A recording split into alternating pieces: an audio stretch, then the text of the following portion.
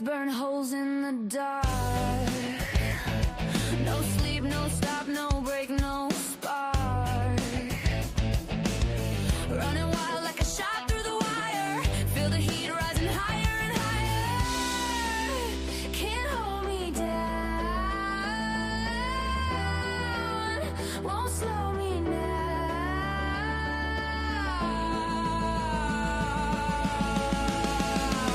I'm ready to go. I'm ready to go. Feel it in my veins like a thunderbolt. I'm ready to go. I'm ready to go. No chains, no cage, just let me explode.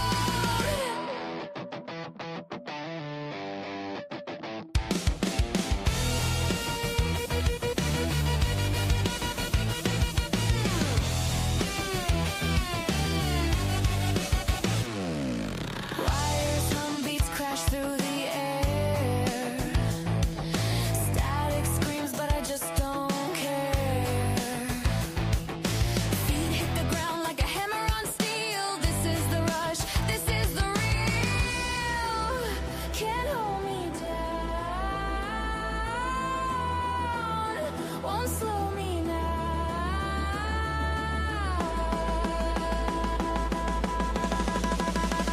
I'm ready to go. I'm ready to go. Feel it in my veins like a thunderbolt. I'm ready to go. I'm ready to go. No chains, no cage, just let me explode.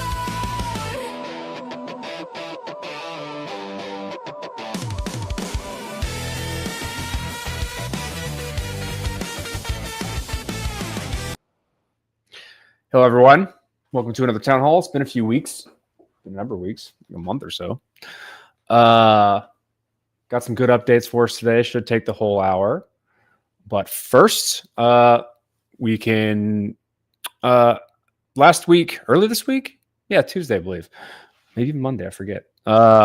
We did the first of the Logos launch updates broadcasts, which is specifically for us internally at the IFT to kind of keep everyone up to date on what the progress is on the Logos strategy, Logos launch, how we're doing.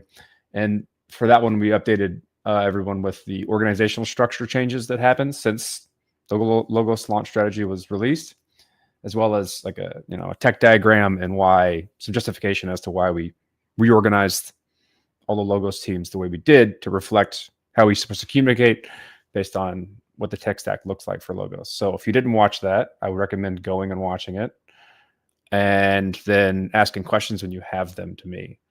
You can find that in the internal updates channel of the Discord. Next, Fusaka happened on Ethereum. Congratulations, big hard fork there. If you haven't updated your clients, you should, because they're no longer working because a hard fork happened.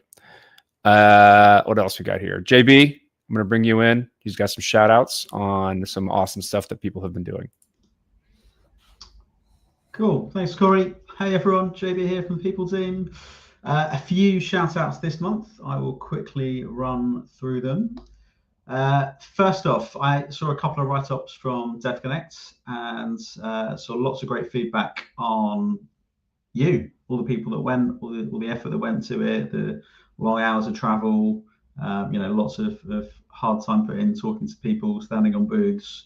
I saw loads of great feedback, and we had some really great feedback about the quality of people that we had as well. So shout out to everyone that went to DevConnect, took time out of your life, both personally and professionally, just to be there and represent the org. Thank you. Specifically, wanted to say thank you and big shout out to Vaclav, Sterling and Alisha, who we had just a bunch of comments from different people, Jared included. The three of them did an over and above excellent job representing the org. So thank you to the three of them for being such great ambassadors. And we'll get onto a bit of this, but Alisha has even encouraged people to join Logos and start contributing to the community. So we've started to have people reach out to us wanting to get involved just because they met people from the org. So that's great work. Thank you, and well done to everyone there. Next, a big shout out to Florin in the technical services side of the house. This one's from Daniel. So just a big shout out to Florin for stepping up recently and just continuing to take on more responsibility and helping with the team. So thank you. And last but not least, I said it would be a short one this month. So for those of you that don't know, the new Logos website came with a little button that says schedule a call, and anyone in the world can just chat to us if they want to. And so I wanted to say a shout out to Pepper, who's been doing a bunch or most of the heavy lifting on these calls. But she's done, I think, 10 or so calls now with people who just seen the website launch and just want to chat with us to see how they can get involved, be part of the community. We didn't know how it was going to go, whether we'd get 1 million people or no people, but it's been great to see. We've had loads of interest, and Pepper's been doing the bulk of the calls there, just speaking to people and helping them navigate Logos and how they can get involved. So thank you, Pepper. That's everything for this month. We'll probably, if we have another town hall, do a Christmas special or a holiday special for the thanks across the year. But I'll hand back over to Corey. Thank you. Is there a way where we're logging all the feed, like how those calls go? I'd be fascinated to know how that goes. So what people are asking, what Pepper's saying, and yeah, definitely. So we agree that when we get to 20, we'll do a write up, where they came from, what they wanted, how we help them, where they've gone on to. There've been a few sales pitches and calls, people using it to sell their really excellent software. But yeah, we'll do a write up probably, I would guess, in a week or so once we reach the 20 limit, and then we'll share it with everyone, and we'll refine the process as well from them. But yeah, it's been really interesting. I'm looking forward to that. Thanks, JB, and congratulations, Pepper. That's a bold move, opening yourself up to that. I said we should just put her cell phone number on, but she didn't like that. Perfect. Yeah, she'll love that. All right, thanks, JB. Off you go. Next, before we get into some of the presentations we have, Santi had some things he wanted to share about Logos Circles. They're pushing. So if you go to the Circles Commons channel in Discord, there's the same content here and what he's trying to push and their plans and what they're trying to advocate. But effectively, they're looking to try and find ways to boost the content that's coming out of Logos Circles and the leads, and engaging with it and showing kind of what people are working on, what winnable issues we're looking towards, the effect of our effort towards those winnable issues, and seeing hey, we're actually making impact. So we want to showcase that more. They're doing it in the online circles, but the more we can do it, the better, because after all, all of the effort within Logos is to make actual change, and we should highlight the change we make to help kind of share oh, it's working, it's not working, these are the types of things we're doing, and help people get involved and contribute to that more. So repeating some of the things that he has there out loud, just for repetition purposes, we want to engage more with the content about Logos on our timeline and different community hangouts, so regular repost stuff that's relevant. I want to emphasize the need to create and share circle-generated content. So finding out where to go. I have questions on where do we go to track what content's being generated from circles so that we can engage with it whenever it's appropriate for whatever we're doing. So I asked them to give me that, so maybe we can get a good call to action. I'm follow this channel. When something pops up that's interesting to you, share it, repost it, give it to your friend, whatever. So recycle and highlight content from the forums. If you're tracking the Logos forum, which is tracked by the news site linked in the town hall slide or the town hall page, you can engage with the circles. They do updates in the forum a lot. So that's where I found it most useful to keep track of what's going on outside of the Discord channel, which have been consolidated over the past couple of weeks across all the different ones we have. But the forum's really great for the more long form distilled content as opposed to some chat you have to watch. Let's see. Yeah. So we'll figure out ways to consolidate this, make it consumable, make it more shareable, and highlight all the things that are coming out of the circles. So thanks, Santi, for sharing that and the plans, and look forward to finding ways to learn what they're doing. As for presentations, we'll start with Noelle from the legal team. She has the ultra exciting concept of talking about licensing across the organization. Thanks, Corey. Just making sure you can hear me. Is that right? Yeah, you're good. I will assume so. Okay, yeah. Hey, everyone. Happy Friday. I'm Noelle from the legal team. So as it says on the slide, this will just be a very quick but important update with regard to our GitHub licensing practices. So where are we at right now? So right now, our repos are quite inconsistent and at times incomplete when it comes to licensing. And this is a problem for us, as without correct licensing, we expose ourselves to legal complications and risk, confusion for developers, and a diluted commitment to our own open source principles. So these examples listed here are not necessarily true across all of our repos, but just to give an example of what we have seen and to give a sense of what we need to collectively improve on. So as the first one just came up, some of our repos point to no license files at all. And the problem with this is that if a repo is 100% our own code and it includes no license file, then the copyright rules will kick in, meaning that legally it's closed source.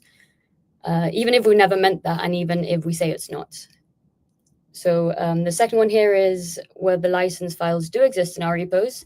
So they sometimes point to the wrong entity completely, or to the right entity but with typos, or to non-existent entities, or even to individual CCs or teams.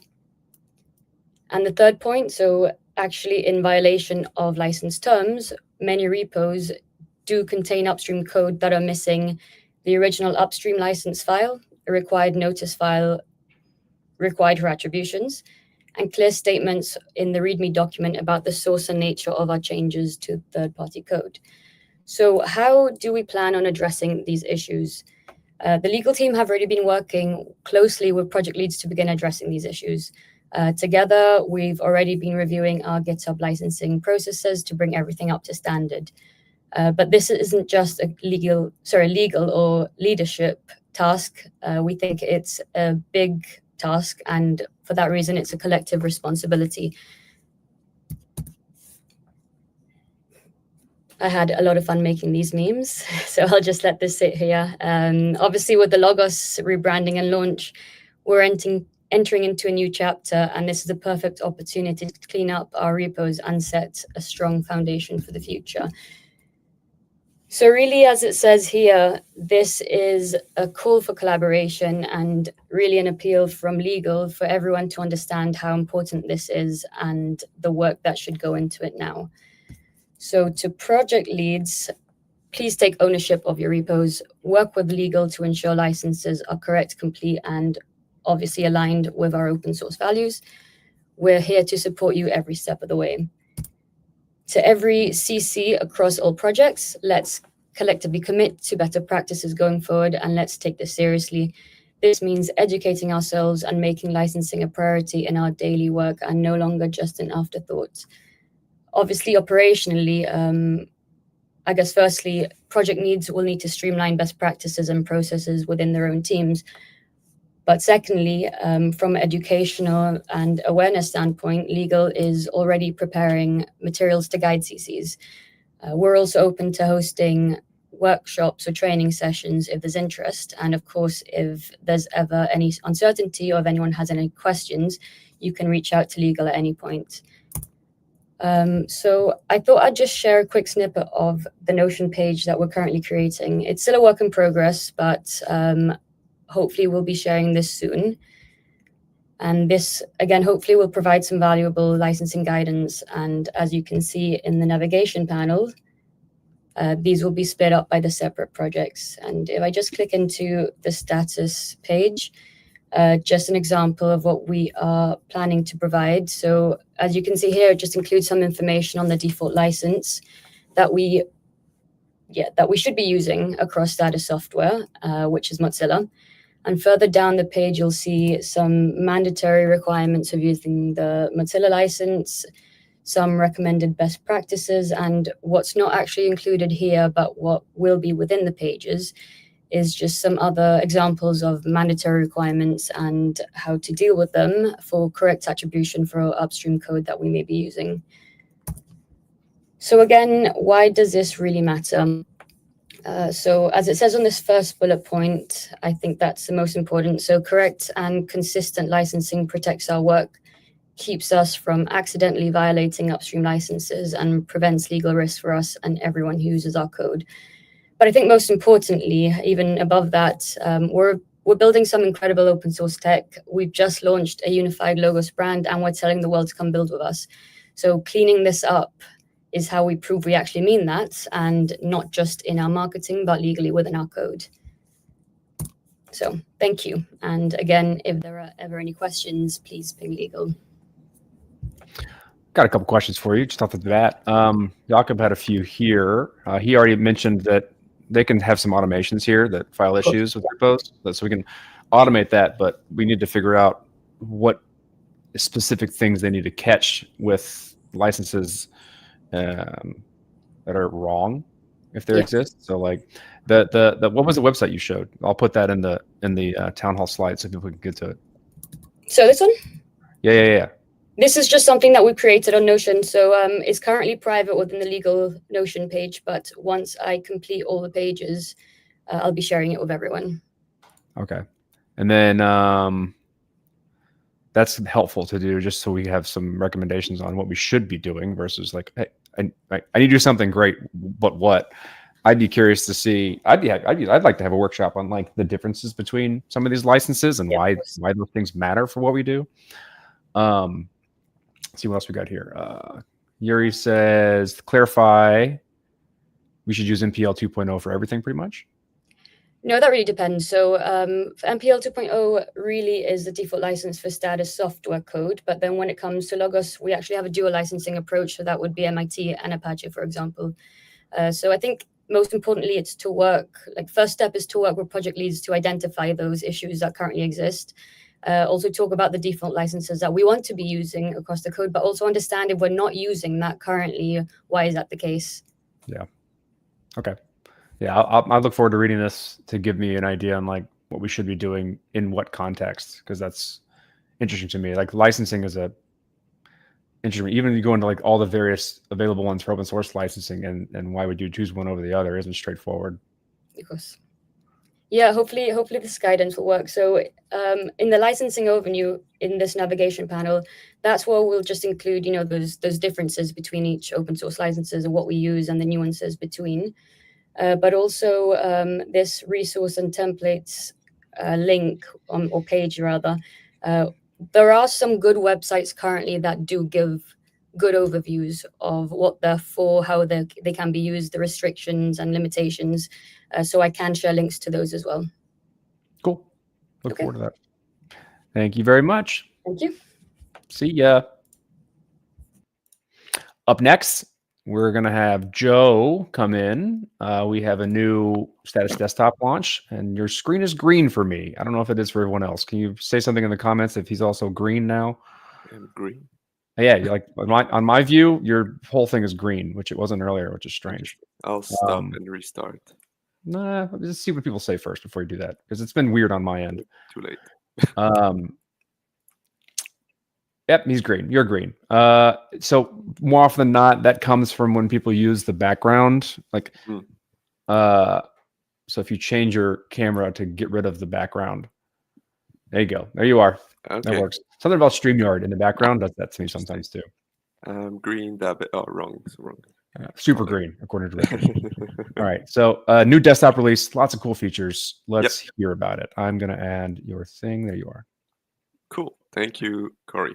So yeah, I'm Joe from the Status Core team, and we're just about to get ready to release our new version 236, which has a lot of cool new features. We're like internally calling it the user requested feature release, because a lot of the things we worked on are some of the most requested things that have been requested over the years. So I'll start with some of the smaller ones, like just kind of quality of life we did, which is make sure the activity now is complete in your wallet. Before you would only get the activity of stuff that you did inside status, but now we fetch everything you did before even using status. If you use your account in different wallets, it will also appear. So just a nice quality of life. Should be nicer to use now. Related to the wallet, though, one of the biggest feature that's been requested is the browser, and it's coming back in full force. The hub of Status Network is here by default, so you can try it out. It's obviously still in testnet, but look forward to it early next year. Some of the nice thing you can do, obviously, it's a browser, so you can just use it as a normal browser. Go download Status directly from here. Obviously, you can do anything a normal browser would do, which is like download stuff, whatever. Do anything you want to do, but obviously it's a Status browser, so you can connect your wallet as well. So let's try it out directly. I'm gonna try to do a curation vote directly from Status. So before I would use, I would be using my Firefox browser to do that, but now I can just use it directly here. So it's really simple. You go into the curation tab. You can vote for communities to be there, but this time I'm gonna feature one community. So each week there can be featured communities. I'm gonna do it for the Status one. It asks me to confirm the vote. Let's see if it pops up. Otherwise, I'll just reload it. Make sure my thing is connected. Oh, it's connected to the wrong one. There it is. So obviously I have multiple accounts. You can choose which one you want to allow during this to use in the site. Okay, well the dangers of live demos, right? Connect, there it is. Using MetaMask account, connected, close. Okay, now let's reload the page so it sees it correctly. All right, feature. In this case, I'm voting with 10,000 SNT.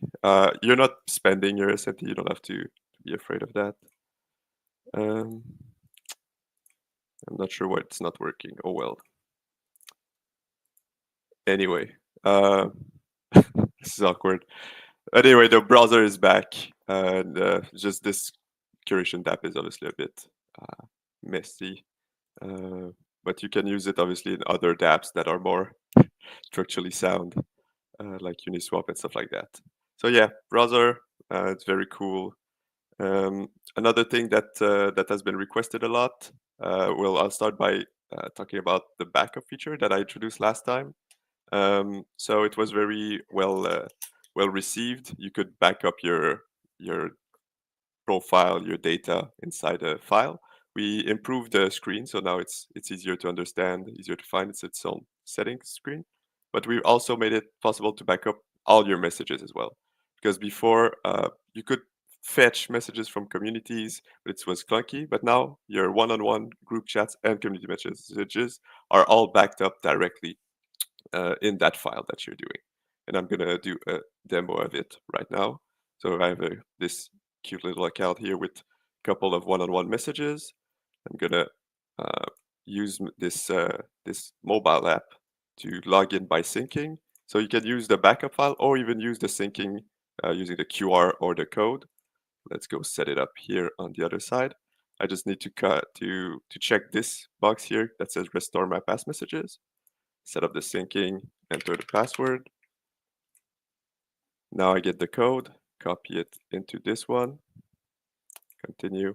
It's gonna link the profiles like before, but at the same time, it's gonna also transfer every message from the left app to the right app, which was something that was completely impossible to do before.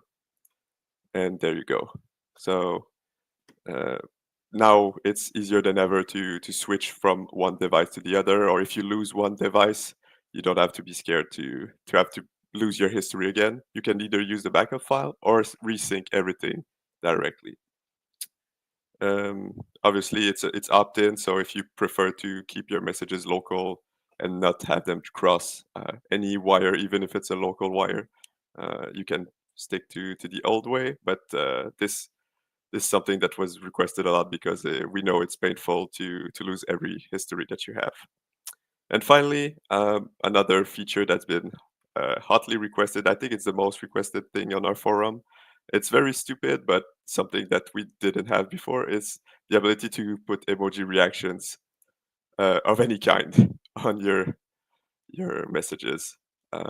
Yeah, before we only had like 6 reactions, but now you can use any and every one of them that your heart wants.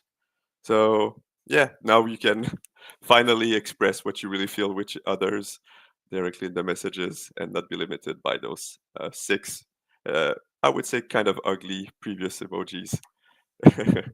So yeah, we're very excited about this new release. It should be available next week probably, but if you want, the desktop app itself is already available in a release candidate on our GitHub, like I showed in the browser.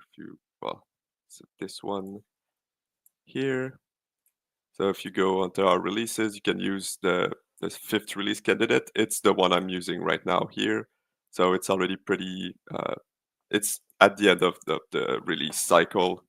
So yeah, feel free to use it, test it. You can also help us find any remaining bugs, put it into the status community, and yeah, we're looking forward to seeing you use the next version. Awesome. Everyone can finally express their emotions without having to type anything. Exactly. I mean, Richard's already excited about it. Yeah, I know. He's an emoji connoisseur. Now we just need to add his own emojis so that we can get All the That's Pepe the frogs. other big feature request that we have. It's a bit harder to do any emoji for sure, because then we need to store it. Maybe when we have logo storage included. We have the old sticker pack stuff. That was kind of the same thing. It's kind of similar, yeah. I have my cat. What was I going to say? Yeah. So what's coming up next? What's for 2.37? I know you'll have some pretty big stuff there too.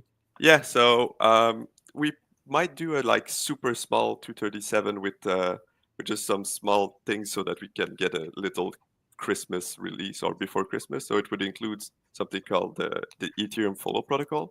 So it's kind of a ENS linked thing where you can once you have an ENS address, you can follow people, and then in the wallet right now we have the saved addresses, and now you would be able to see the addresses and the profiles of your followed people on the EFT. Oh, okay. So that's pretty cool.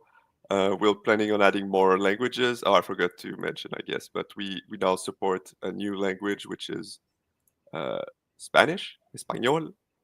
So for any people from the Hispanophone world, can enjoy that. What else?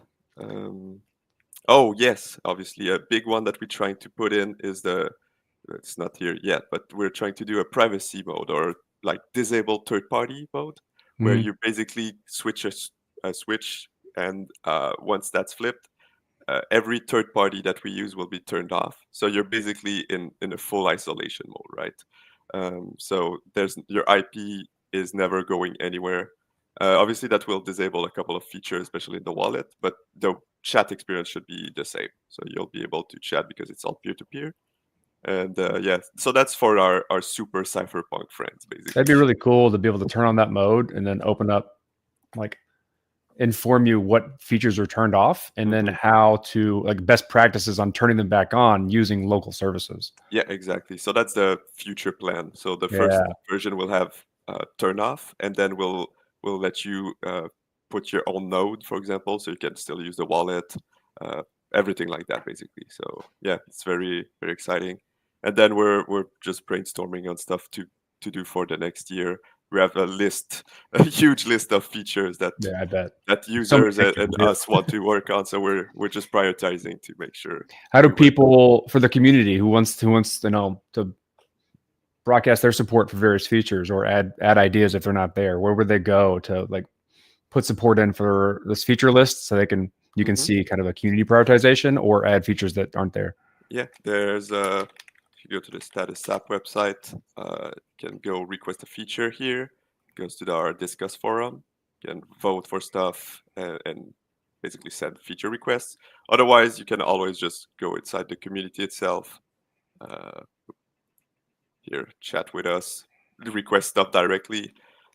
anyways is possible. We have the roadmap document on GitHub that you can send comments on. Lots of ways. We're obviously very open. So, yeah. Perfect. I'm going to keep repeating that just so anyone who actually listens goes and does that. Yeah. Thanks, Joe. Great job. Looking forward to playing around with it. Thank you. Thank you. See you on the next one. Up next, Dario's coming at us to talk about the Wallet-SDK. So a lot of the refactoring of the backend is being done, giving us access to the components of how status works individually. So Dario's going to come in and talk about some of the updates we have from Wallet.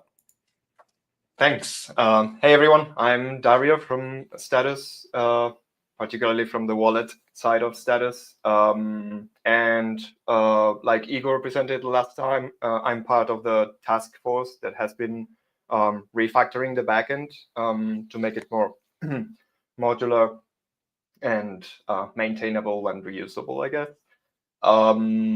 The form this has taken for the wallet side of things is many functional blocks have been extracted from the status go code base, which is the backend for the status app. And they have been migrated into their own repo called the Wallet-SDK. Like the kind of abstract definition of what goes in here is a collection of functional modules for the development of a multi-chain crypto wallet. So no reference to status. Anything that is status specific goes on the status repo. This is just like generic functional blocks anybody could use when developing their own wallet app.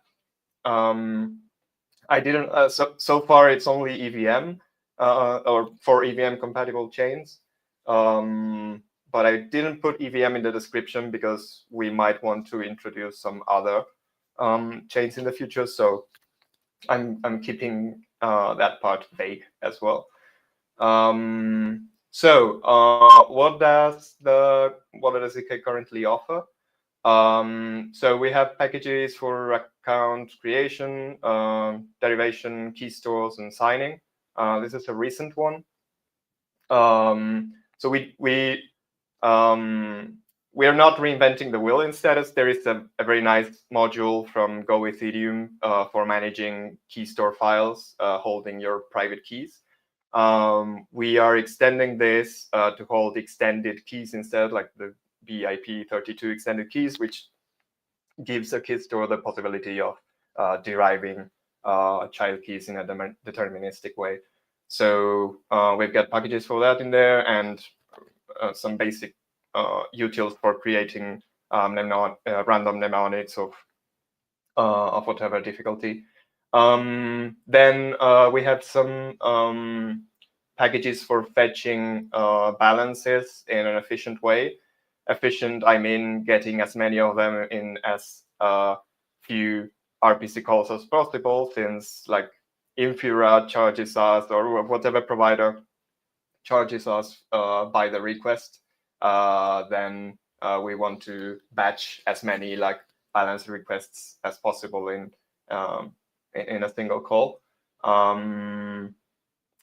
Some common utils like chain ID definition, some types, nothing super interesting there. Bindings for some useful smart contracts, ENS resolution. Then we have some convenience methods for interacting with the JSON RPC API. So again, type definitions to more conveniently handle the results of the different JSON RPC calls.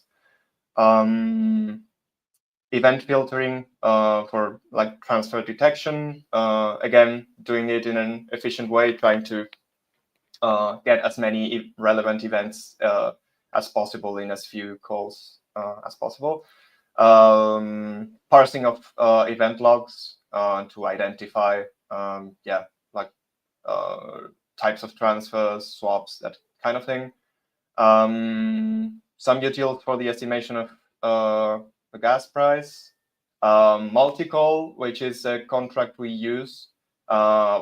We actually use this in in the balance packages. So it's a contract that lets you do batched reads and writes.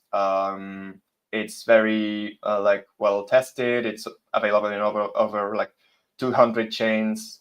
It gets pre-deployed if your L2 is OP stack based.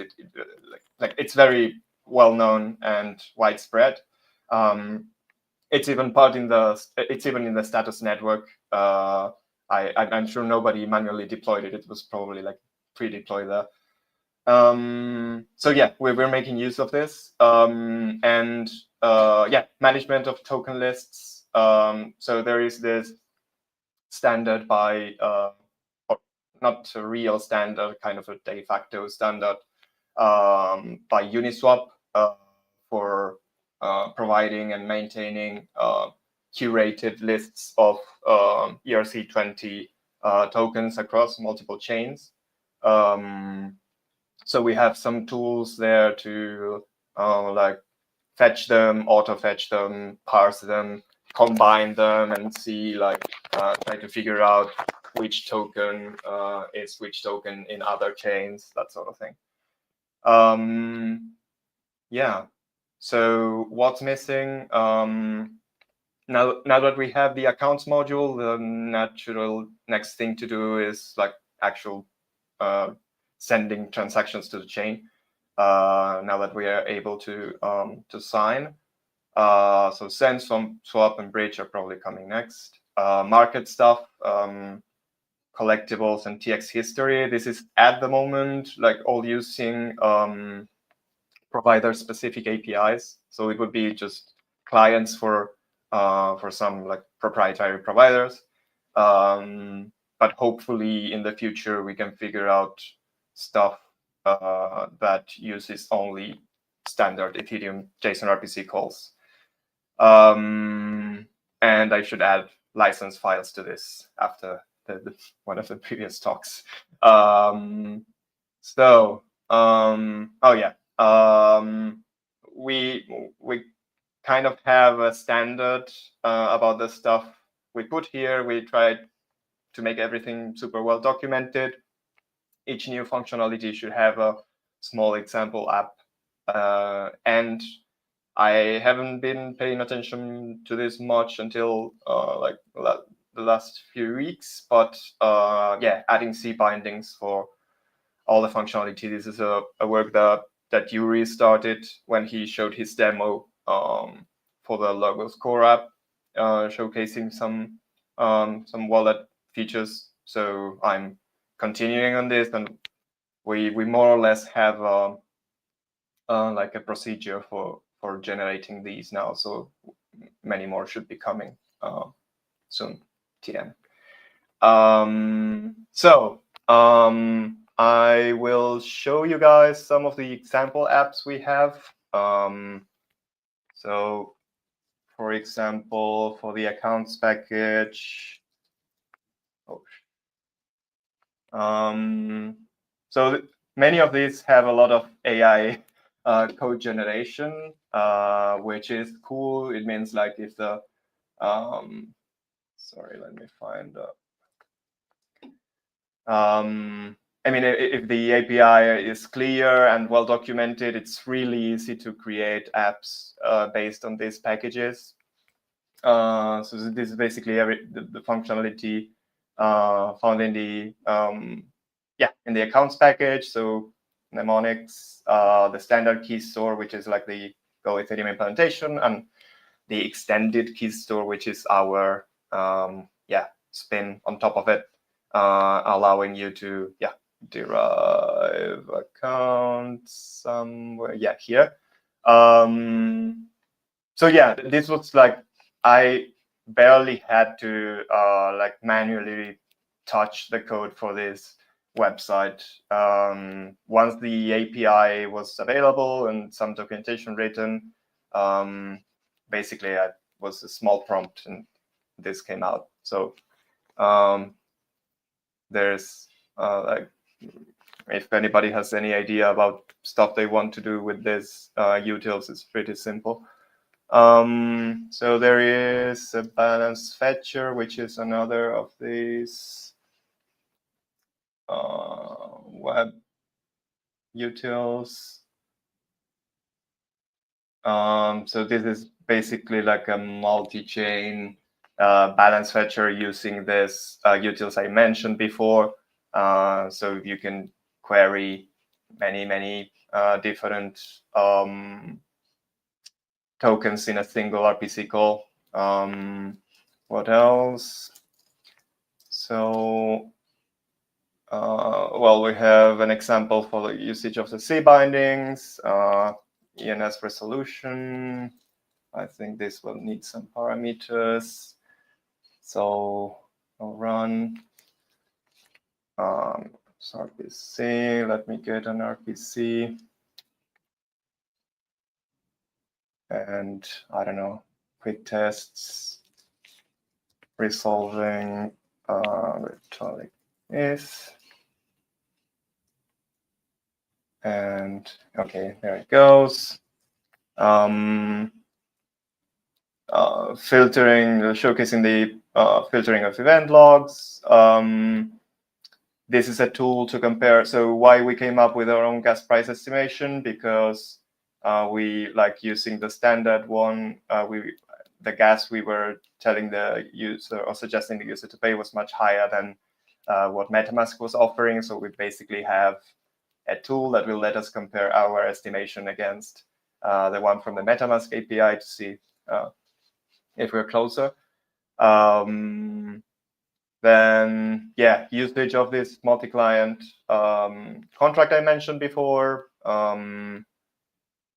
Again, another util fetching balances not only for many tokens, also for many like different like token types or token standards in a single call, which we use in status to detect balance changes and trigger some actions.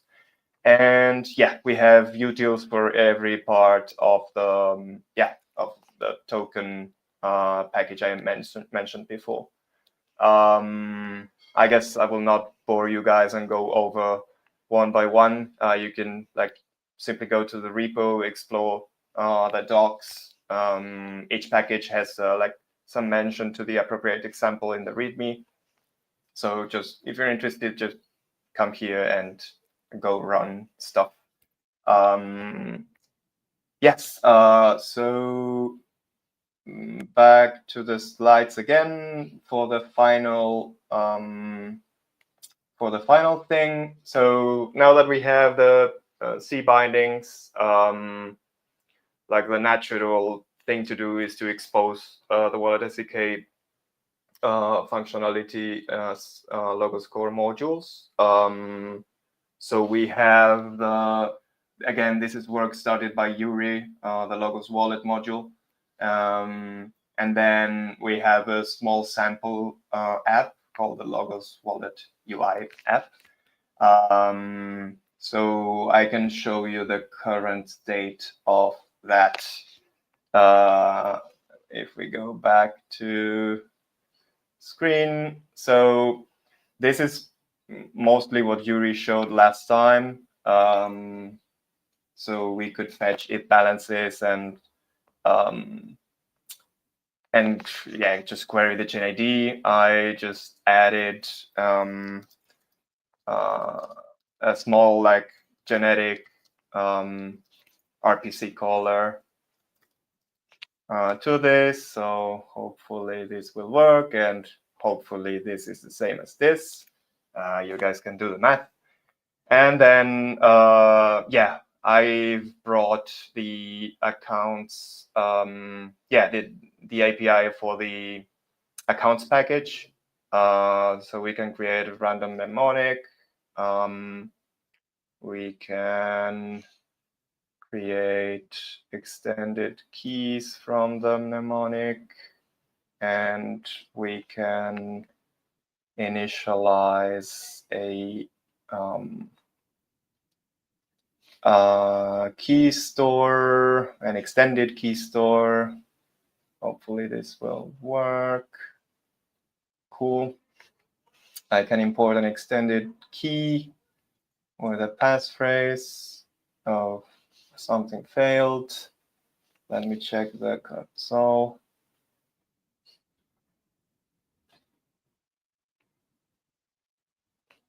Oh, sorry, I lost my terminal. Oh, there it is. So, apparently I miscopied when I copied. Let me try again. Yeah, I need to figure out a better way of copying stuff from the app that is not the macOS OCR screenshot. Let me try again. Still not liking it. Sorry. What happened? Key. Okay, I don't know. It says the length is invalid. I guess I will check this later. Something must be missing. Yeah, whatever. So yeah, we basically have key store and extended key store functionality available here, so we can sign hashes, messages, not yet transactions, but just because I haven't added the UI elements for it. So yeah, now that we have this, I guess there's many possibilities that open up for doing cool stuff in other Logos core modules. This is all in a branch currently, so I just need to polish this a little bit and merge this, but it should be available very soon. And I would like to hear from folks like what kind of like EVM wallet related thing you need from the wallet module. Let me know. I will put it closer to the top of the list. So yeah, that's all from my side.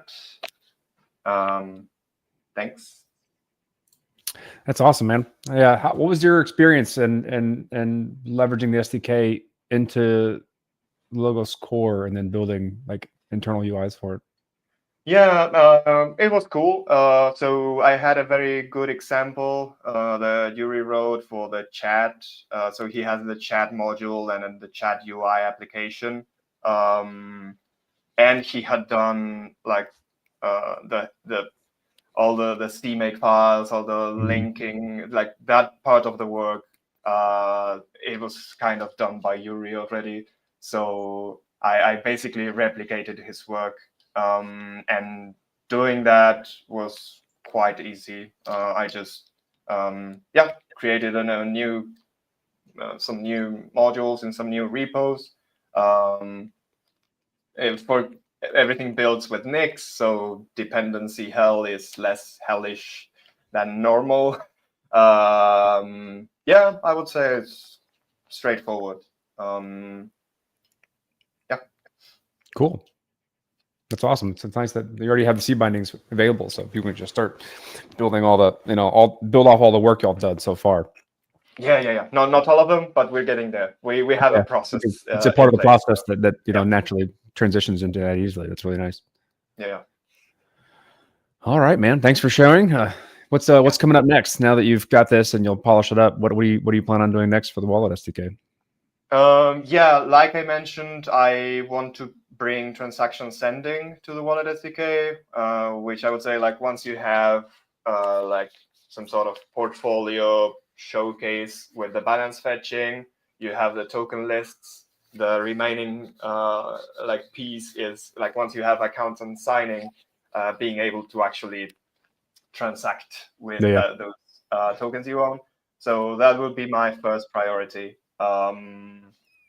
And after that, I'm gonna dedicate to I'm gonna show some love to the stuff that remained in status quo. I've been dedicated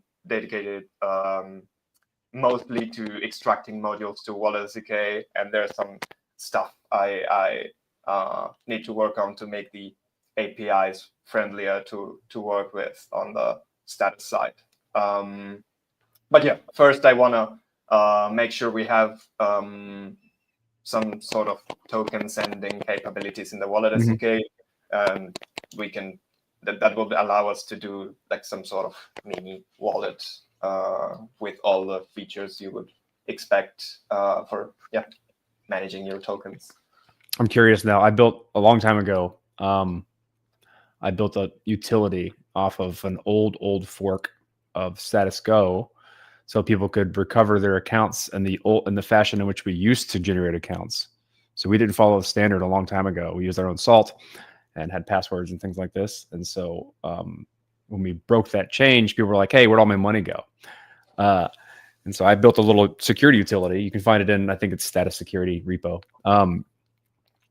I'd be curious to see how easy it would be to do the same thing with the SDK that you've built, so that so regenerate access to those tokens, they could do that. I mean, well, you saw the example for the accounts package. You can like import your own key store file from some other. It looks like wallet. you already have all that settled, so it's easy to kind of get access to.